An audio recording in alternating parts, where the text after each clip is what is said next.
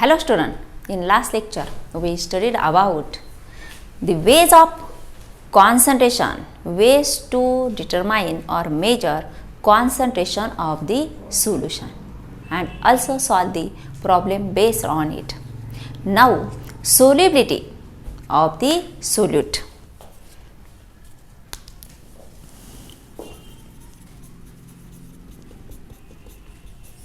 Solubility. Solubility of any solute is measured, that is amount of solute per unit saturated solution.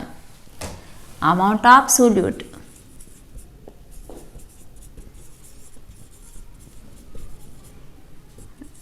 in per unit saturated solution.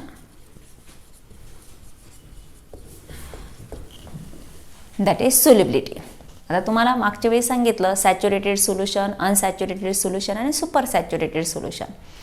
ज्या सोल्युशनमध्ये आपण आणखी solute add करू शकतो त्याला unsaturated solution असं म्हटलं जातं.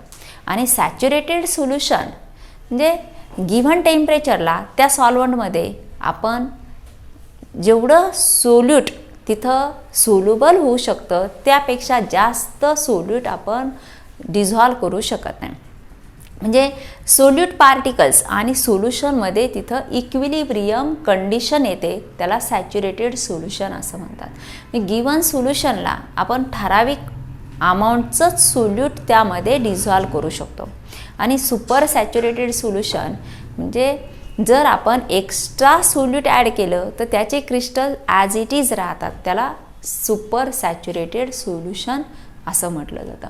मग सॅच्युरेटेड सोल्युशनमध्ये किती अमाऊंटचा सोल्यूट आपण त्यामध्ये डिझॉल्व केला त्याला सोल्युबिलिटी असं म्हटलं जातं. Amount of solute in per amount of solute per unit saturated solution, that is solubility. Then factors affecting solubility.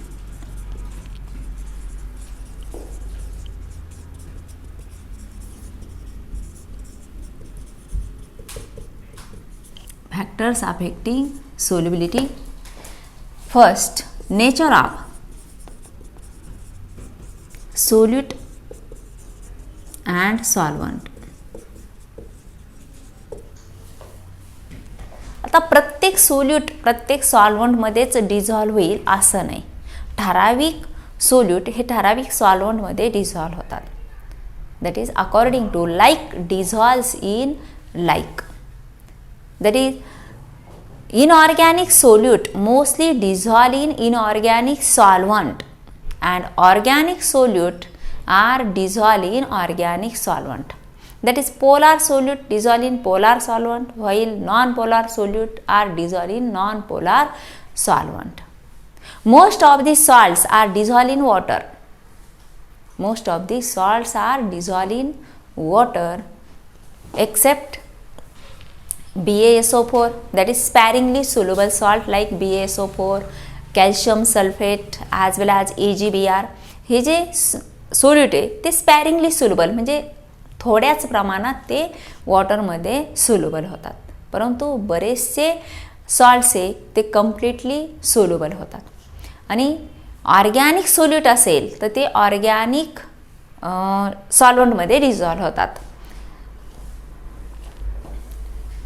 Nature of solute and solvent.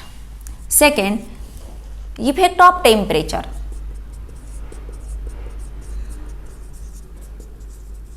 Effect of temperature. Generally, when temperature increases, solubility also increases.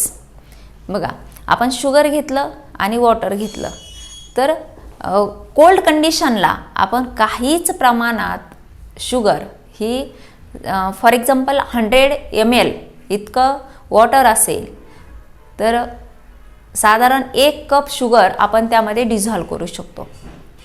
परंतु आपण जर temperature increase केलं तर 100 gram वॉटरमध्ये आपण 1000 gram शुगरसुद्धा dissolve करू शकतो. जसं आपण साखरेचा पाक करतो, हॉट कंडिशनला जास्तीत जास्त शुगर त्यामध्ये डिझॉल्व होऊ शकते.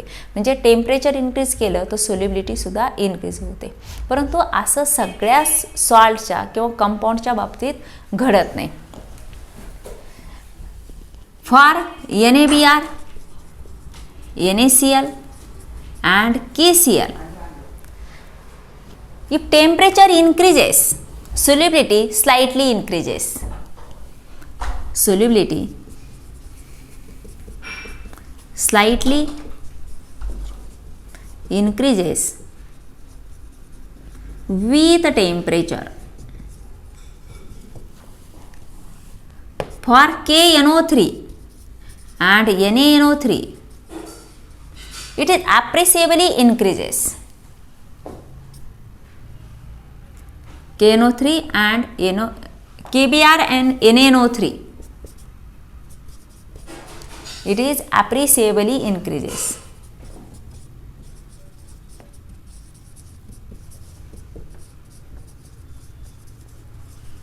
While for KNO3,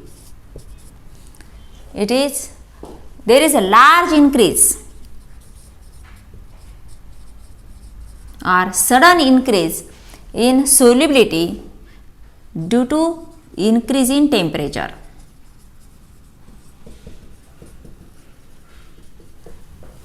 While in case of Na2SO4 sodium sulfate, solubility decreases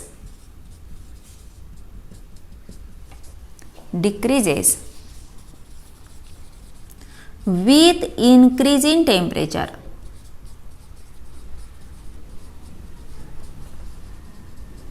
Solubility decreases with increase in temperature. असं का होत असेल?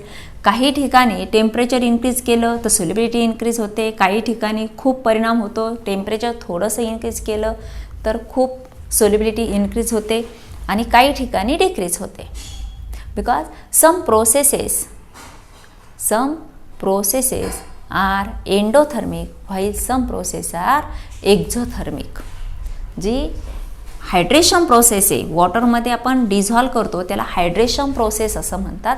ही हायड्रेशन प्रोसेस काही सॉल्टच्या बाबतीत ही एंडोथर्मिक असते. Endothermic means absorption of heat. And काही सॉल्टच्या बाबतीत ती एक्झोथर्मिक असते.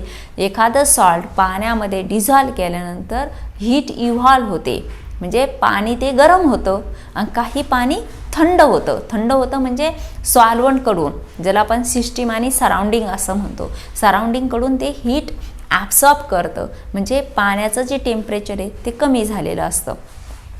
सराउंडिंगकडून जी हीट लागणार आहे सोल्युबिलिटीसाठी ती हीट ॲब्सॉर्ब केली जाते. मग आपण ग्राफिकली हे जर दाखवलं तर आपला ग्राफ अशा प्रकारे दिसेल. Temperature 0, 20, 40, 60, 80, 100 Kelvin and solubility, that is gram of solute in 100 gram solvent. ठराविक ग्रॅमचं solute 100 gram सॉल्वंटमध्ये 50, 100, 150, 200. For NaCl, this is graph for KNO3, that is sudden change in solubility of KNO3 due to slight increase in temperature. Then for KCl, this is graph for NaCl, no appreciable change in solubility due to increase in temperature. Then for KBr, appreciable change. For NaBr, slight change. And for NaNO3, graph for NaNO3.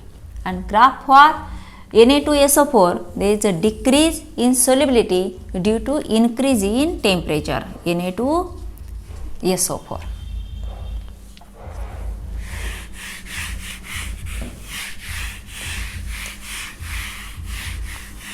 आता एक्झाममध्ये असा कुठलाही graph काढण्यासाठी येत नाही, हे फक्त आपल्या समजण्यासाठी. Then effect of pressure.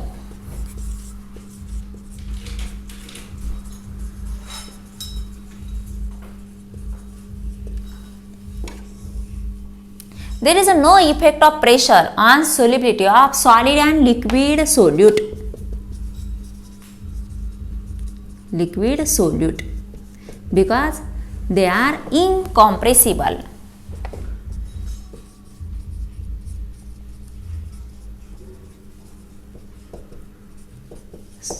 Solid and liquid solute are incompressible. There is no effect of pressure on solubility.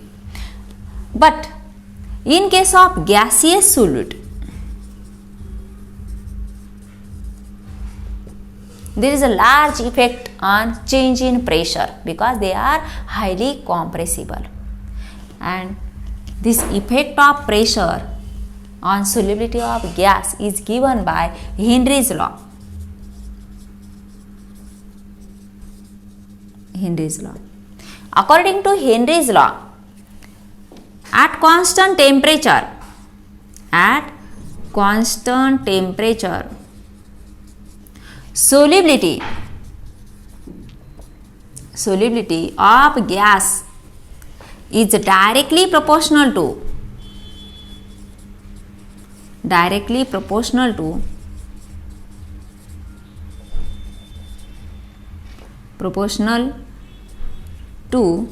pressure on solution. At constant temperature, solubility of gas is directly proportional to pressure on the solution. And mathematically, it is given as solubility S, that is moles per dm cube, is equal to constant. It's directly proportional to the pressure in bar, that is equal to S equal to KH, H for Henry's constant, P. S equal to Kp, and H denotes Henry's constant, and formula is S equal to Kp. We are going to solve some problem depends upon Henry's law.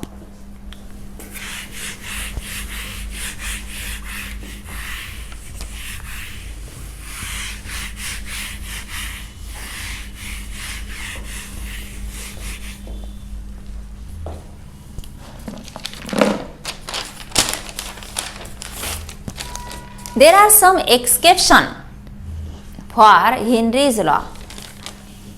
Ammonia and CO2 gas, they shows exception. They does not obeys exactly Henry's law because they are highly soluble in water. It gives NH4OH. CO2 plus H2 gives H2CO3. Due to high solubility of these gases in water, therefore it is more soluble than according to the Henry's law. Its solubility is more in water according to Henry's law.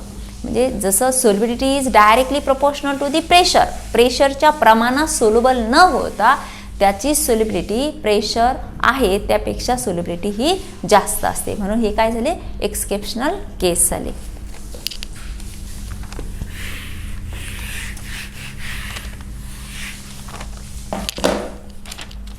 First problem, the solubility of N2 gas.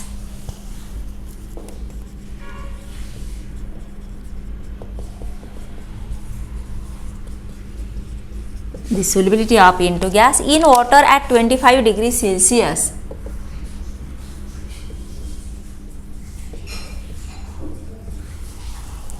And 1 bar pressure is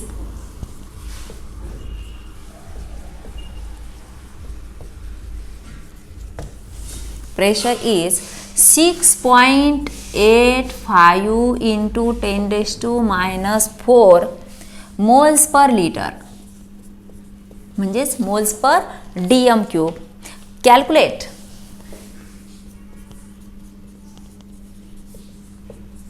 first, Henrys law constant.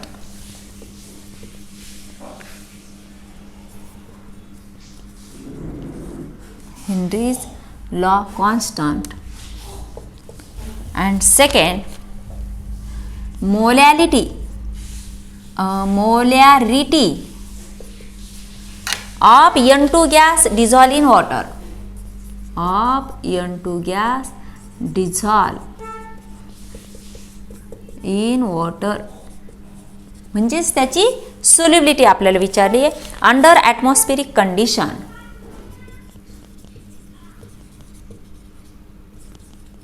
Under atmospheric condition when partial pressure of N2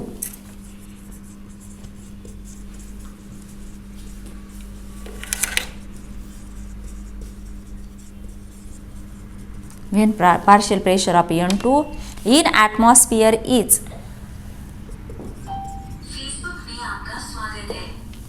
in atmosphere is 0.75 bar.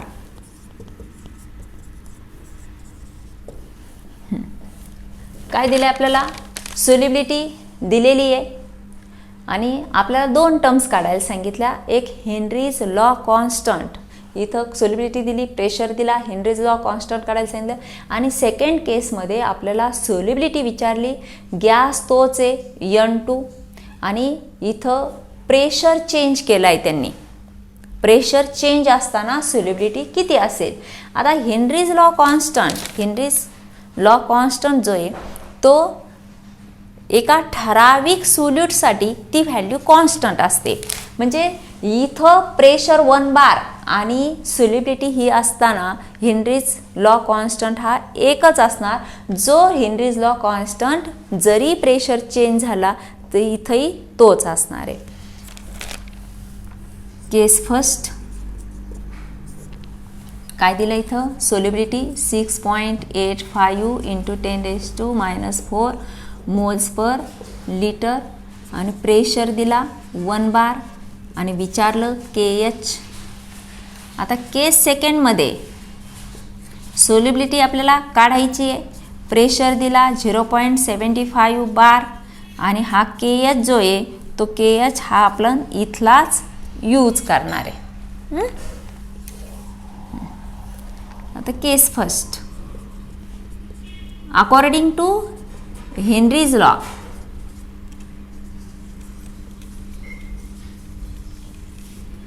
S equal to KHP, therefore KH equal to S divided by P. आता इथं काय होईल? Moles per litre आणि हे काय असेल? बार मध्ये. आता S किती आहे? 6.85 into 10⁻⁴ moles per litre divided by 1 bar. मग व्हॅल्यू काय होईल? 1 डिवाइड केलं आपण into 10⁻⁴ moles per litre per बार.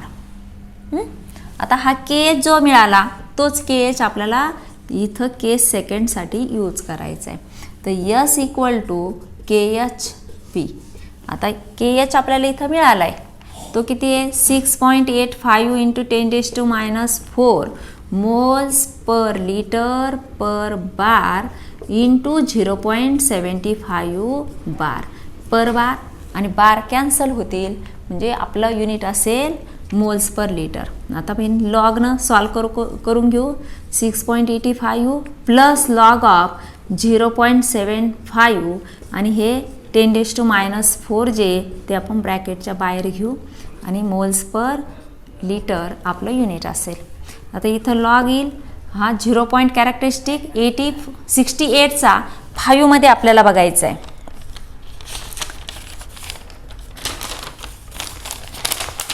तुम्ही लॉगचं पुस्तक घ्यायचं आणि जो लॉग मी बघितला तो तुम्ही चेक करून बघायचं. त्याचे ॲडिशन चेक करायच्या, सबस्ट्रॅक्शन चेक करायच्या आणि तुम्ही आणखी प्रॅक्टिस करायची. सॉल्व केलेला प्रॉब्लेम पुन्हा सॉल्व करायचा आणि एक्झरसाइजमध्ये जे अनसॉल्व प्रॉब्लेम आहे तेही सॉल्व करून बघायचे. किती येईल?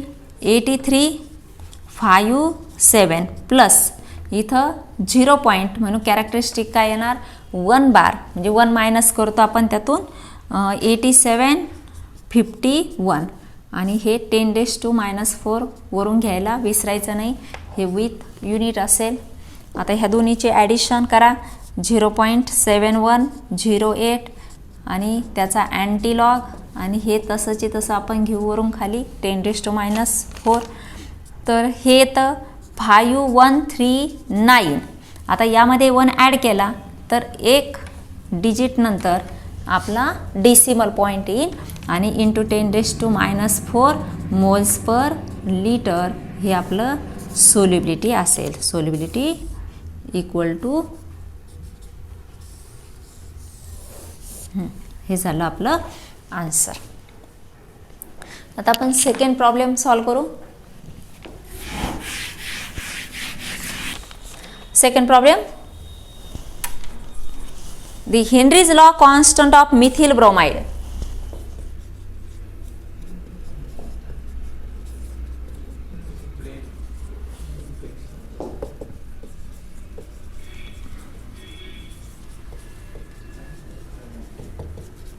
Henry's law constant of methyl bromide is 0.159 moles per liter per bar. Moles per liter per bar at 25 degrees Celsius. At 25 degrees Celsius. What is the solubility of methyl bromide? What is the solubility of methyl bromide?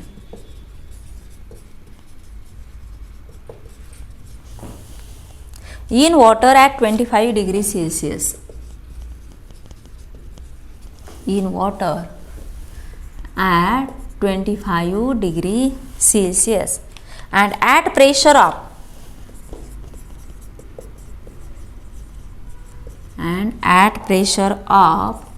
130 mm of Hg.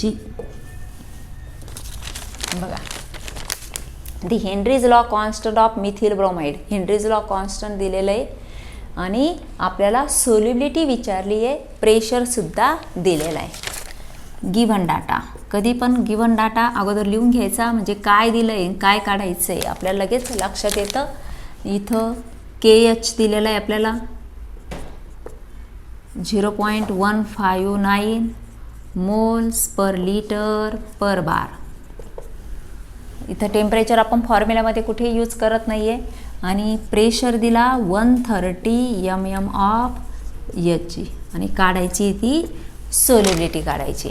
आता इथं लक्षात घ्या, मगाशी आपण problem solve केला त्याच पद्धतीनं problem आहे, परंतु इथं युनिट मात्र चेंज केलं आहे तिनं. इथं बार आहे आणि इथं mm ऑफ Hg आहे. त्यामुळं आपल्याला mm ऑफ Hgचं आपल्याला बारमध्ये कन्व्हर्जन करून घ्यावं लागेल. मग त्यासाठी आपल्याला स्टँडर्ड्स यूज करावे लागतील. स्टँडर्ड काय, 760 mm of Hg, 760 mm of Hg equal to 1 atmosphere. मग आपल्याला किती mm दिले, 130 mm of Hg equal to how much, atmosphere. काय होईल, therefore 130 mm of Hg into 1 atmosphere divided by 760 mm of Hg. आता हे युनिट कॅन्सल होईल, येणारं युनिट आपलं काय असेल तर ॲटमॉस्फिअर असेल. मग याचा आपण हे 13 डिवायडेड बाय 76 आहे म्हणून आपण लॉगनं सॉल्व करू. Log of 13 minus log of 76 आणि युनिट असेल ते ॲटमॉस्फिअर. काय येईल, 1.13चा झिरोमध्ये आपल्याला बघायचं आहे. 13चा झिरोमध्ये येतो 1.1139 आणि मायनस 76चा झिरोमध्ये 1.8808. आता याची सबस्ट्रॅक्शन केली तर ती येईल 1 बार 2331 आणि याचा अँटीलॉग येतो.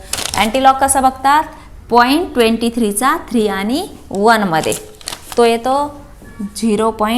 म्हणजे 1710 येतो हा अँटीलॉग.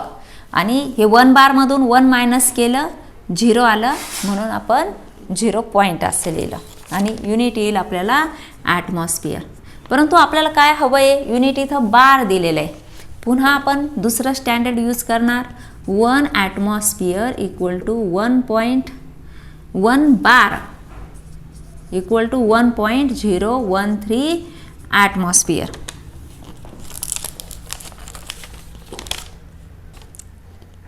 Sorry 1 atmosphere equal to 1.013 bar. Therefore आता हे ॲटमॉस्फिअर आलंय किती 0.1710 atmosphere equal to how much bar. काय होईल सिम्पली मल्टिफिकेशन होईल. Therefore 0.1710 atmosphere into 1.013 bar divided by 1 atmosphere. Unit काय असेल आपलं bar. Log of 0.171 plus log of 1.013 हे काय होईल 1 बार 0.17चा 1 मध्ये आपण बघणार तो येईल 2330 प्लस 0.0055 आणि याची ॲडिशन येईल 1 बार 0.2385 आणि याचा अँटीलॉग आपण घेतला 0.23चा 8 आणि 5 मध्ये तो येतो 1732 आणि युनिट असेल बार आणि इथं 1 ॲड केल्यानंतर 0 पॉईंट. आता हा झाला आपला प्रेशर. म्हणजे हा जो प्रेशर 130 mm आहे तर हाच प्रेशर किती झाला आपला इक्वल टू 0.1732 बार झाला.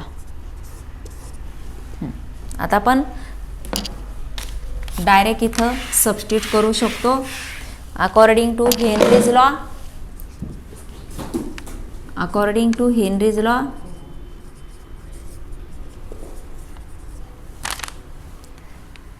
S equal to KHP. K किती दिला 0.159 moles per litre per bar आणि हा आता आपल्याला प्रेशर यूज करायचा आहे 1732 बार. आता पर बार आणि बार कॅन्सल होतील. आपलं युनिट असेल मोल्स पर लिटर. लॉग आपण अप्लाय करू 0.159 प्लस लॉग ऑफ 0.1732 युनिट असेल मोल्स पर लिटर.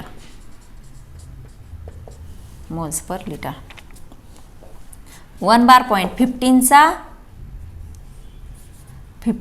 9 मध्ये तो येतो 2014 प्लस 1 बार 0.17चा 3 आणि 2 मध्ये 2385 आणि याची ॲडिशन केली तर ती येते 2 बार 0.4399 आणि याचा अँटीलॉग येतो हा 2754 आणि हे 2 बार असल्यामुळे 0.0 मोल्स पर लिटर. ही झाली सोल्युबिलिटी.